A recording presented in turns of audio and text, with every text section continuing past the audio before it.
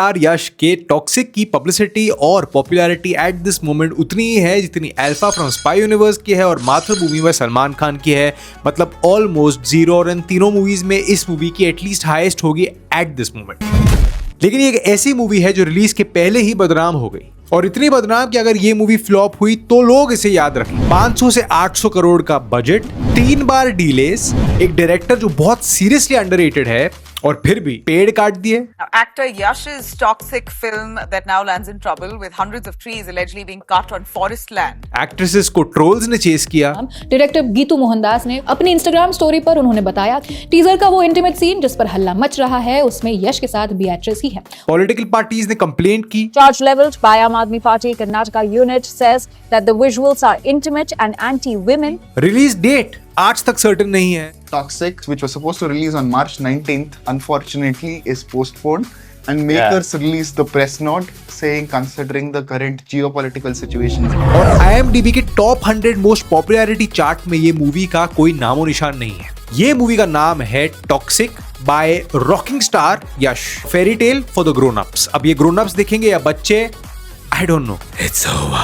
Welcome to Anand verse, और आज हम डिस्कस करेंगे वो सारी कंट्रोवर्सी जो टॉक्सिक जैसी मूवी की पॉपुलैरिटी और बस को ऑलमोस्ट खत्म कर चुकी है। अगर आप पहली बार मेरे चैनल पर आए हो तो सब्सक्राइब कर सकते हो for more film breakdowns and all the news that's happening in B town. देखो, पहले समझते हैं कि यश की जर्नी क्या रही है, बिकॉज ये रॉकिंग स्टार यश सिर्फ 2 मूवी से नहीं बने। In fact he is working since 2008।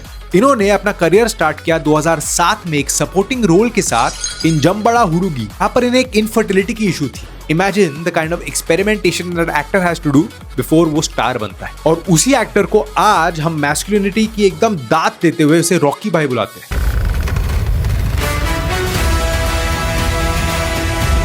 उसके बाद अलग अलग रोल्स आते गए, लेकिन mostly catering to as a college boy, lover, general stereotype जैसे कि एक्टर का होता है ऑन द राइजिंग, एग्जैक्टली वैसा with roles like Rocky, Kirataka, drama, Googly. इन सब मूवीज में यश अपने आप को एस्टैब्लिश करता है लाइक अ कमर्शियल हीरो। फिर 2014 में पहला फिल्म फेयर अवार्ड मिलता है for the best actor, and तब यश ने डिसाइड किया कि मैं फुल ऑन कमर्शियल हीरो बनूंगा। जिसके बाद आती है 2018 और ऐसा कुछ हुआ that change Yash's life. KGF release होती है और ये पैन इंडिया सक्सेस बन जाती है। इनफैक्ट इसके फर्स्ट डे के रिकॉर्ड्स आज तक धुरंधर ने भी नहीं तोड़े। सिर्फ 32 करोड़ के बजट में बनी हुई ये मूवी 2050 करोड़ कमा जाती है बॉक्स ऑफिस पर, और इसे डिक्लेयर किया जाता है as a pan India success.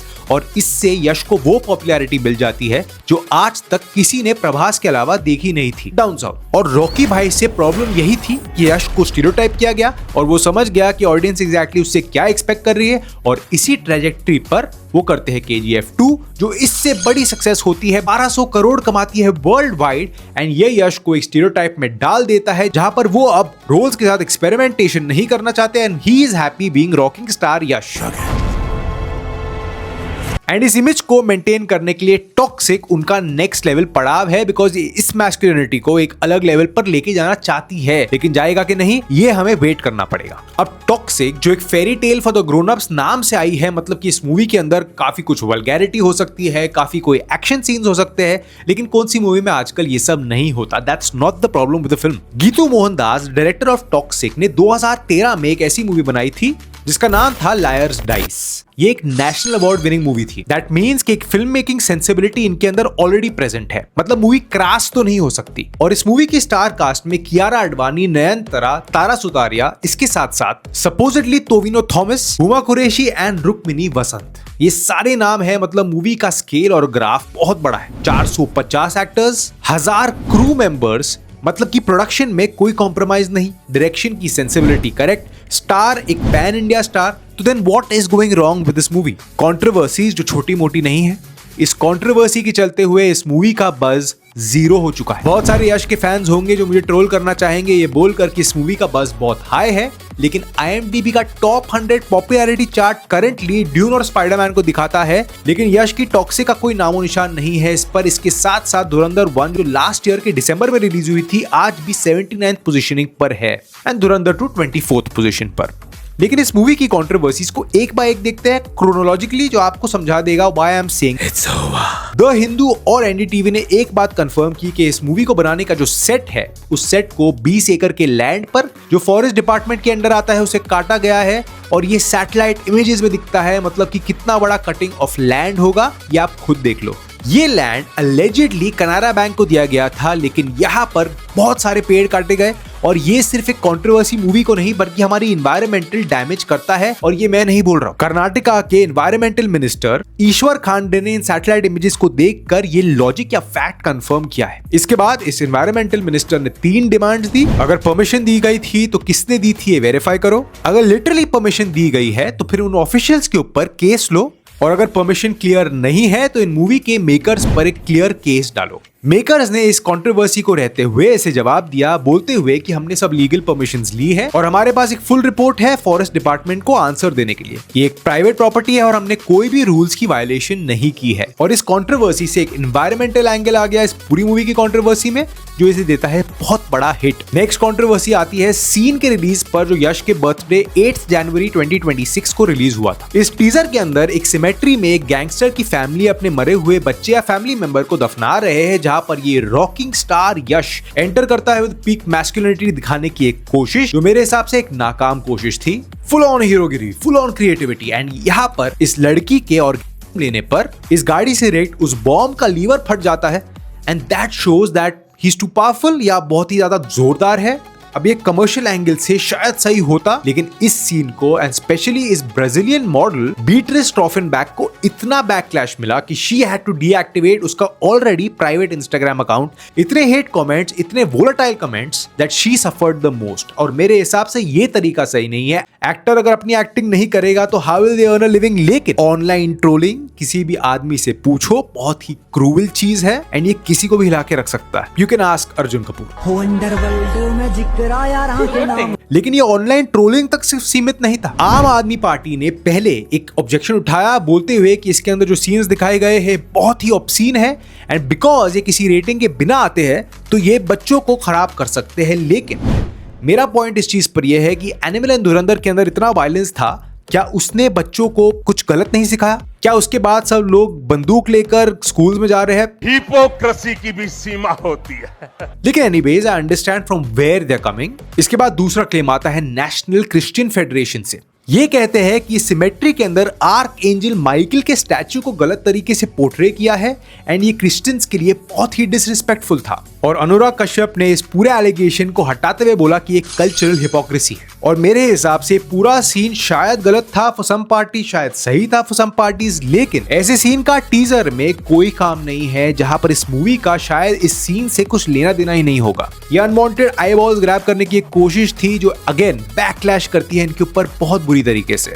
लेकिन ऑफ कोर्स इस कंट्रोवर्सी के बाद इस एक्ट्रेस को और इस टीजर को, इस मूवी को, यश को बहुत सारे आईबॉल्स मिले। अब वो नेगेटिव पब्लिसिटी अच्छी थी कि नहीं, आई हैव नो आइडिया, ये सिर्फ मेकर्स बता सकते हैं। अब जब IMDb लिस्ट के ऊपर एंड दूसरी जगह जैसे रेडिट के ऊपर इस पूरी मूवी को ट्रोल किया जा रहा है फॉर इस रिलीजिंग डेट्स बार बार चेंज करने पर एंड इसकी पॉपुलैरिटी और बज मरता दिख रहा है, वहां पर एक पोस्ट और आर्टिकल आता है जहां पर एक्स पर एक यूजर मेंशन करता है कि इस मूवी की रिलीज कैंसिल हो चुकी है एंड ये मूवी रिलीज ही नहीं होगी बिकॉज इसका बज खत्म हो चुका है। जिसके बाद यश अब कमेंट करके बोलता है एक पोस्ट डालकर ऑफिशियली कि ऐसा कुछ भी नहीं है, ये मूवी ऑन ट्रैक है। एंड इन सब चीजों से जब इस मूवी का बज गर्म नहीं होता तब आता है एक नया कंट्रोवर्सी जो बहुत रिसेंटली आया था, जहां पर बताया जाता है कि कियारा आडवाणी ने मेकर्स को रिक्वेस्ट किया है कि बोल्ड सीन शूट करने के लिए ठीक थे लेकिन मूवी में सबको दिखाने के लिए नहीं, तो प्लीज इन्हें रिड्यूस कर दो। जिसके बाद अगेन कियारा आडवाणी अपने इंस्टाग्राम को लेकर ये पोस्ट डालती है कि ये कंप्लीटली बुलशिट है, ऐसा कुछ भी नहीं हुआ है। एंड क्या ये रिक्वेस्ट उन्होंने मेकर्स को दी कि नहीं वो बुलशिट है, क्या ये सीन्स इस मूवी में है कि नहीं वो बुलशिट है, ये अब तक अनक्लियर है। तो अगेन इट गेट्स आईबॉल्स, लेकिन फिर भी इट्स ओवर। लेकिन रेडिट थ्रेड्स पर सबसे ज्यादा कंट्रोवर्शियल चीज ये है कि एक मूवी जो अपने बारे में कॉन्फिडेंट नहीं है वो एक ऐसी मूवी से डर जाती है जिसकी opening date of the first film उसके मूवी के स्टार की मूवी KGF से आसपास भी नहीं थी, फिर भी इसे पुश किया गया। मतलब मेकर्स अपने मूवी और प्रोडक्ट के ऊपर कॉन्फिडेंट नहीं है। कभी VFX खत्म नहीं हो रहा, कभी रीशूट हो रहा है, कभी री-एडिट हो रहा है, और यही सब चीजें हमने वायर एफ की स्पाई यूनिवर्स में अल्फा के साथ देखी थी एंड आज उसका बज कहाँ है इसी पैटर्न पे इवन मातृभूमि चल रही है, जहां पर इसे डिले किया जा रहा है, कभी लिपसिंग आउट है, कभी मूवी के अंदर रीशूट करने बोल रहे हैं, and everything is going wrong in तीनों मूवीज के साथ। इसके पीछे कोई ना कोई रीजन तो होगा, लेकिन वो जो आर्टिकल आया था जहां पर मेंशन किया था कि इस मूवी को रिलीज ही नहीं किया जा रहा, उसे हटाया गया और अब उस ट्विटर पेज पर कोई भी पोस्ट नहीं है। ये सारे पॉइंट्स यही प्रूव करते हैं कि ये मूवी पब्लिकली क्रिटिकली एकदम बज लो है और इन मार्केटिंग हाइप्स से अब तक इस मूवी को कोई बेनिफिट नहीं हुआ है। अब प्रॉब्लम यह है कि धुरंधर ने अगेन ऐसा बेंचमार्क सेट कर दिया है इवन फॉर यश कि अगर इस मूवी ने उस रिकॉर्ड को नहीं तोड़ा तो फर्स्ट डे पर ही लोग समझ जाएंगे कि ये प्रोडक्ट उतना अच्छा नहीं था, इसलिए रिलीज डेट आगे की गई थी, अगर वो रियल रीजन हो या ना हो। और 500 से 800 करोड़ का मतलब ये नहीं है कि मूवी अच्छी है। These are the list of films जो एक हाई बजट पर बनी है, लेकिन फिर भी आप जानते होंगे इनके साथ क्या हुआ था बॉक्स ऑफिस पर। ब्रह्मास्त्र 410 करोड़ के बजट पर बनती है, लेकिन कमाती है अराउंड 300 करोड़। काल्की 2898 बनाई गई थी 600 करोड़ के बजट पर, लेकिन उसके साथ क्या हुआ ये भी आप जानते हो। इनफैक्ट एक अच्छी मूवी पोनियन सेल्वन 1 और 2 दोनों मिलाकर 350 करोड़ के बजट पर बनी थी, लेकिन क्रिटिकल अक्लेम तो हो सकता है, लेकिन मूवी का बजट जस्टिफाई नहीं कर पाया उसने क्या कमाया थिएटर्स में। बजट सिर्फ रिसोर्सेज है, एंड प्रोडक्ट बहुत लोग के हाथ में होता है, एंड इस मूवी का and product it's over. I hope कि ये मूवी अच्छा करे। इस मूवी के अच्छा करने से हमारी इंडस्ट्री भी ग्रो करेगी। जैसे धुरंधर के बाद एक पुश या एक चेंज आया है जो मुझे एटलीस्ट दिख रहा है, वो चेंज और आगे जाएगा। एंड द बिगेस्ट क्वेश्चन यहाँ पर यश के लिए आता है, जो एक एंटी हीरो एंगल पर अब तक सारी मूवीज कर रहे हैं केजीएफ के बाद। इसके बाद रामायण आएगी, again he is an anti hero because Ravan out and out एक विलेन नहीं थे। अगर ये एंगल नहीं चला तो what will Yash do is the big question. And इसीलिए सबसे ज्यादा भार यश के ऊपर है कि इसके बाद उसकी चॉइसेस डिसाइड की जाएगी इस मूवी से, एंड रामायण का फेट भी एंड पब्लिसिटी इस मूवी से बहुत अफेक्ट होगी। अगर इस मूवी के अंदर लोगों को यश का काम पसंद नहीं आए या उनका जो रूप दिखाया गया है वो पसंद नहीं आए, तो लोग एक्टर नहीं देखते, लोग क्रिटिसाइज करते हैं। और जो रणबीर कपूर के साथ हुआ प्लेइंग लॉर्ड राम, वैसा ही क्रिटिसिज्म यश को भी आ सकता है। यश की सबसे बड़ी गलती टॉक्सिक है, अब ये हिट हो या ना हो। आप लोगों को क्या लगता है मुझे नीचे कमेंट्स बताना। Are you excited for toxic, are you not? क्या इन सब कंट्रोवर्सीज के बारे में आपने सुना था? और अगर नहीं तो मेरे चैनल को सब्सक्राइब करना मत भूलना for all weekly updates on films and cinema. A lot of trailer and teaser breakdown जो मैं इन डेप्थ स्टडी करके ब्रेकडाउन करता हूं, and fan fiction stories only at Anand verse. Thank you for watching this video till here. I am going to see you in the next one. Until then it's over.